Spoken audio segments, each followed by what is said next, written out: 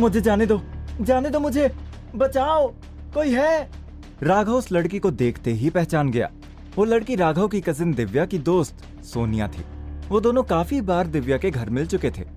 चुपचाप अंदर आ जा, यहाँ कोई नहीं आएगा तुझे बचाने। तभी दरवाजे से एक आदमी बाहर आया और सोनिया का हाथ पकड़कर उसे घसीटते हुए ये बोलते हुए उसे अंदर ले गया। स्नेहा, मैं तुम्हें बाद में फोन करता हूँ, राघव ने कहा। राघव ने स्नेहा का फोन काटा और बिना कुछ सोचे समझे उस कमरे के दरवाजे पर लात मारकर अंदर घुस गया। वहाँ करीब 15 से 20 लोग थे, जिनकी नजर एक साथ राघव पर पड़ी। उस लड़की का नाम सोनिया था। वो आदमी जो सोनिया को अंदर घसीट कर ले गया था, उसने सोनिया को अपनी गोद में उठा रखा था। तभी सोनिया की नजर भी राघव पर गई और वो उसे देखकर चौंक गई। उसे लगा था कि कोई उसकी मदद के लिए आ गया, लेकिन जब उसने देखा कि वो तो राघव था, तो उसकी उम्मीद वहीं चकनाचूर हो गई, क्योंकि उन लोगों के सामने राघव कुछ भी नहीं था। वो कुछ नहीं कर सकता था। सोनिया को पकड़े हुए उस आदमी ने राघव को देखते हुए कहा, कौन है रे तू और यहाँ अंदर कैसे आया? मैं जो भी हूँ, इस लड़की को जाने दो, ये मेरी बहन की दोस्त है। राघव ने कहा, जाने दे, तू जानता भी है कहाँ खड़ा है और किससे बात कर रहा है? राघव पर हंसते हुए उस आदमी ने कहा, तुम लोग जो भी हो, लेकिन तुम किसी लड़की के साथ ऐसी बदतमीजी नहीं कर सकते। राघव गुस्से में बोला, जोरावर भाई, सुना आपने इस लौंडे ने क्या कहा? हमें लड़कियों से बदतमीजी नहीं करनी चाहिए। उस आदमी ने पीछे बैठे एक जोरावर नाम के आदमी से कहा। जोरावर की उम्र लगभग 35-36 साल होगी। उसे देखकर लग रहा था कि वो इन सब का लीडर है। फिर वो सब हंसने लगे। राघव ने अपनी बात पर जोर डालते हुए एक बार फिर अपनी बात दोहराई, मैंने कहा जाने दो इसे, नहीं तो हाँ, नहीं तो क्या कर लेगा तू? इतना बोलकर उस आदमी ने सोनिया को अपनी बाहों में जकड़ लिया। सोनिया राघव के सामने खुद को बहुत शर्मिंदा महसूस कर रही थी। शर्म से सोनिया राघव पर चिल्लाई, चले जाओ यहाँ से, मुझे मेरे हाल पर छोड़ दो, चले जाओ मैंने कहा। तभी सोनिया को पकड़े उस आदमी ने अपनी बंदूक निकाल ली और राघव पर तान दी। सुन लिया लड़की ने क्या कहा? चल अब निकल ले यहाँ से। ये सुनकर राघव चौंक गया कि वो जिस सोनिया के लिए यहाँ इन लोगों के सामने अकेला खड़ा है, वो सोनिया क्यों उसे वहां से जाने को बोल रही है। पर तभी राघव ने सोनिया की आंखों में अपने लिए डर देखा और वो समझ गया कि सोनिया को उस पर विश्वास नहीं था कि वो अकेला उनकी मदद कर भी पाएगा। राघव एक कदम आगे बढ़ा और बोला, मैं आखिरी बार बोलता हूँ, इस लड़की को जाने दो। लगता है आज तेरी मौत आई है लड़के, जोरावर बोला। लेकिन उसने एक लंबे समय से किसी में इतनी हिम्मत नहीं देखी थी। वो देखना चाहता था कि राघव में कितनी हिम्मत है। उसके लिए ये किसी तमाशे से कम नहीं था।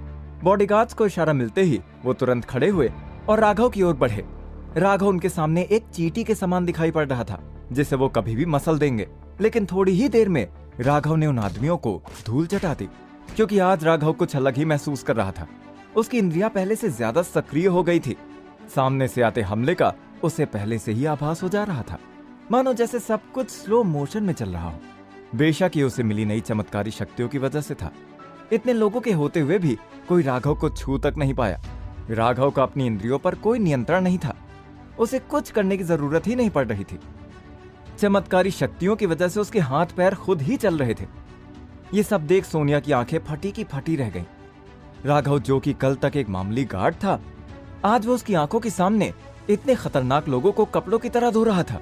तभी राघव को ढूंढता हुआ लकी वहां पहुंचता है। वो उसे रोकते हुए कहता है, राघव, ये क्या हो रहा है? तो ठीक तो है? राणा भाई आप यहाँ और जोरावर भाई आप? ओह लकी, तू यहाँ? ये तेरे साथ आया है? उनमें से राणा नाम के एक आदमी ने राघव की तरफ इशारा करते हुए लकी से कहा, लकी, तू जानता है इन लोगों को? राघव ने चौंकते हुए लकी से पूछा। राणा के गुंडे लकी के पिता की सिक्योरिटी कंपनी में काम करते थे और उसकी कंपनी और राणा के बीच काफी अच्छे रिश्ते थे। हाँ राघव, ये मेरी कंपनी में तू जानता भी है लोग कौन है? किस पर हाथ उठाया तूने? लकी ने पूछा। दरअसल जोरावर दिल्ली का जाना माना बिल्डर था, जिसके कई काले और गोरख धंधे भी थे। जोरावर भाई, ये आपको नहीं जानता, इसे माफ कर दो, ये एक मामूली सा गार्ड है, मेरा दोस्त है। लकी ने जोरावर को समझाते हुए कहा, मामूली गार्ड हो या फिर तेरा दोस्त, कोई फर्क नहीं पड़ता। इसने बहुत बड़ी गलती की है और जिसकी सजा इसको मिलकर ही रहेगी। तू अपनी भलाई चाहता है तो यहाँ से चला जा लकी, नहीं तो मैं भूल जाऊंगा कि मेरा कोई रिश्ता है तेरी कंपनी के साथ। राणा ने लकी को धमकाते हुए कहा, जिस पर लकी ने अपना सर झुकाया और चुपचाप वहां से चला गया। राघव को यकीन ही नहीं हुआ लकी को यूं जाते देखकर। उसने कभी लकी से ये उम्मीद नहीं की थी। राणा बहुत हुआ, ये सब निपटाओ अभी के अभी। अब तक जिस जोरावर के लिए सब तमाशा सा चल रहा था, अब उस पर उसे गुस्सा आने लगा था। इसलिए उसने राणा को ऑर्डर देते हुए कहा। सोनिया को वहीं छोड़ राणा अपनी बंदूक निकालकर राघव की ओर बढ़ा और उसके सर पर बंदूक रख दी। बस बहुत हुआ, मना किया था तुझे। राणा बंदूक का ट्रिगर दबाने ही वाला था, इतने में राणा का एक आदमी भागता हुआ कमरे के अंदर आया। भाई, राणा भाई, बाहर पुलिस आई है। किसी ने यहाँ होते हुए झगड़े की खबर पुलिस को दे दी। राणा छोड़ इसे अभी, इसको फिर कभी देख लेंगे। अभी निकलते हैं यहाँ से, पुलिस का पंगा नहीं चाहिए। जोरावर ने पुलिस की खबर सुनकर राणा को गोली चलाने से रोका और वहाँ से चलने को बोला। इतना बोलकर जोरावर और राणा अपने लोगों के साथ वहाँ से चले जाते हैं। राघव कल से 2 बार पुलिस के शक के घेरे में आ चुका था। वो फिर से पुलिस के सामने नहीं आना चाहता था, इसलिए उसने सोनिया का हाथ पकड़ा और उसको लेकर क्लब से निकल गया। सब कुछ इतना जल्दी हुआ कि सोनिया को कुछ समझ नहीं आ रहा था। उसका दिल जोरों से धड़क रहा था। जैसे ही वो थोड़ी शांत हुई, उसने एक गहरी सांस ली और राघव पर चिल्लाने लगी। कुछ लोगों को मारकर तुम क्या खुद को हीरो समझते हो? तुम्हें पता भी है तुमने किससे पंगा लिया है? वो बहुत ही खतरनाक लोग हैं। तुम्हारे साथ साथ मुझे भी मार देंगे, मुझे जिंदा नहीं छोड़ेंगे। इससे अच्छा होता तो मुझे बचाते ही नहीं, वहीं छोड़ देते। लेकिन सोनिया, मैंने तो तुम्हारी इज्जत बचाई है। वो लोग। राघव बात पूरी करता इससे पहले ही सोनिया बोली। वो लोग क्या राघव? तुम उन्हें जानते नहीं हो। वो मुझे और मेरे परिवार को मार देंगे, किसी को नहीं छोड़ेंगे। फिर वो राघव से आगे बोली, मैं तुम्हें नहीं जानती राघव, तुम कभी दोबारा मुझे अपनी शक्ल मत दिखाना, बाय। इतना बोलकर सोनिया वहां से चली जाती है। ये सब देखकर राघव शॉक्ड रह जाता है। उसने अपनी जान पर खेलकर सोनिया की इज्जत बचाई थी और वो उल्टा उसी को ब्लेम कर वहां से चली गई। दिन भर की थकान के बाद राघव भी अपने घर लौट आया और उसने अगले 3 दिन अपने पिताजी के साथ घर पर ही बिताए। देखते ही देखते लगभग 2 महीने बीत गए। राघव ने इसी बीच अपना मेडिकल एग्जाम भी दे दिया था। लेकिन जब से राघव के पिताजी अस्पताल से वापस आए, उन्होंने घर के बाहर एक कदम भी नहीं रखा। और रखते भी कैसे? आसपास के मोहल्ले में उनकी इतनी बदनामी जो हो चुकी थी। बेशक मालती गिरफ्तार हो चुकी है, लेकिन मालती ने जो राघव के पिता के साथ किया था, उसके बाद वो पूरे मोहल्ले में एक मजाक ही बनकर रह गए थे। इसलिए राघव ये घर बेचकर कहीं और घर खरीदना चाहता था, लेकिन इस घर की इतनी कीमत नहीं मिलती कि वो कहीं और दूसरा घर खरीद पाए। आखिर उसके पास अभी कोई नौकरी भी तो नहीं थी। राघव अपने घर पर बैठा ये सब सोच ही रहा था कि तभी उसके दरवाजे पर एक दस्तक हुई और डिलीवरी बॉय ने कहा, हेलो, राघव शर्मा है? उनके लिए एक पार्सल है। जी हाँ, मैं हूँ राघव शर्मा, दीजिए। राघव ने जवाब दिया। फिर दरवाजे पर डिलीवरी बॉय राघव को एक एनवेलप थमाकर चला जाता है। राघव अभी एनवेलप खोल ही रहा होता है कि तभी उसके मोबाइल पर एक फोन आता है और एक लड़की कहती है, हाय राघव, आई होप तुम्हें एनवेलप मिल गया होगा। इस पर राघव ने कहा, हेलो, हाँ मुझे एक एनवेलप मिला है, लेकिन आप कौन? लड़की ने जवाब दिया, मैं मिस्टर ओबेरॉय की सेक्रेटरी श्रेया बोल रही हूँ और उस एनवेलप में आपका मेडिकल सर्टिफिकेट है।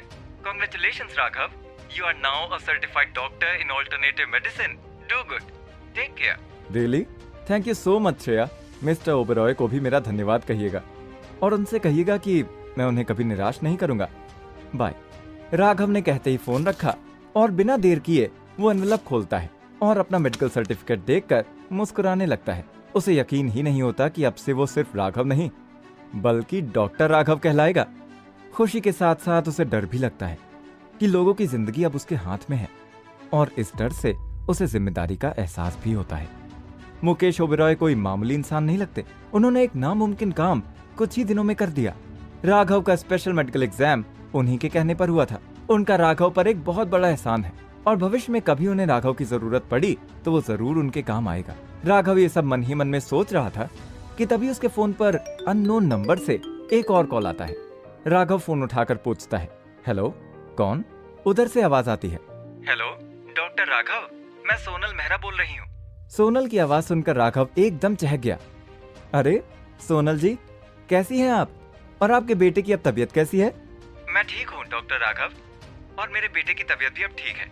उसे अस्पताल से डिस्चार्ज कर दिया गया है और ये सब आपकी वजह से ही मुमकिन हो पाया है। Thank you so much. Sonal ने बताया। That's good. बताइए कैसे याद किया मुझे? राघव ने भी पूछ लिया। डॉक्टर राघव, जब से मेरा बेटा हॉस्पिटल से घर आया है तब से वो बिल्कुल ठीक है। हालांकि उसे कोई दिक्कत नहीं है, लेकिन मैं फिर भी एक बार पूरी तरह से संतुष्ट होना चाहती हूँ। तो अगर आपके पास थोड़ा टाइम हो तो क्या आप एक बार मेरे घर आकर उसकी जांच कर सकते हैं? जी टाइम तो, ये देखकर कि राघव ने सीधे तौर पर मना नहीं किया और वो आगे कुछ और बोल पाता उससे पहले ही सोनल ने मुस्कुराते हुए कहा, thank you so much Raghav, मैं कुछ ही देर में आपको पिक करने आती हूँ। इतना बोलकर सोनल ने फोन रख दिया। तैयार होकर राघव 10 मिनट बाद घर के बाहर सोनल का इंतजार करने लगा कि तभी उसे सामने से आती हुई एक लाल लैम्बोर्गिनी स्पोर्ट्स कार दिखाई पड़ी जो उसके आगे आकर रुक गई। तभी उस गाड़ी में से सोनल मेहरा उतरी जो कि उस दिन से बिल्कुल विपरीत दिखाई पड़ रही थी। नाजुक चमकता चेहरा, घुंघराले लंबे बाल, महंगी काली ड्रेस। डॉक्टर राघव, आपको देखकर अच्छा लगा, आइए चलते हैं। सोनल और उसकी कार को देखकर राघव के मोहल्ले वाले एक बार फिर चौंक गए थे। इधर सोनल ने अपने हाथ से राघव के लिए गाड़ी का दरवाजा खोला, उसे गाड़ी में बिठाया और वो लोग सोनल के घर की तरफ चल पड़े। गाड़ी में कमाल की खुशबू आ रही थी और राघव ना चाहते हुए भी खुद को सोनल को बार बार देखने से रोक नहीं पा रहा था। और रोकता भी कैसे, उसने पहली बार इतनी खूबसूरत लड़की अपने इतने करीब बैठे देखी थी। सोनल ने प्यार से उससे कहा, thank you so much Raghav, तुमने मेरी इतनी मदद की और मैंने तुम्हारे साथ इतना बुरा बर्ताव किया, उसके लिए मुझे माफ कर दो। कैसी बातें कर रही हैं आप, बुरा बर्ताव? वो तो मैं कब का भूल चुका हूँ, राघव ने मुस्कुराते हुए कहा। और राघव को देख सोनल भी मुस्कुराने लगती है।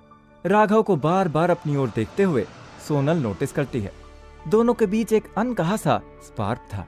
तभी राघव के फोन पर स्नेहा का फोन आता दिखाई देता है। क्या सोनम राघव को पसंद आने लगी थी? क्या सोनल के सामने राघव स्नेहा का फोन उठाएगा? क्या राघव सोनल को स्नेहा और उसके बारे में बताएगा? किसे चुनेगा राघव? और क्या करेगा जोरावर राघव के साथ? और क्या थी सोनिया की सच्चाई?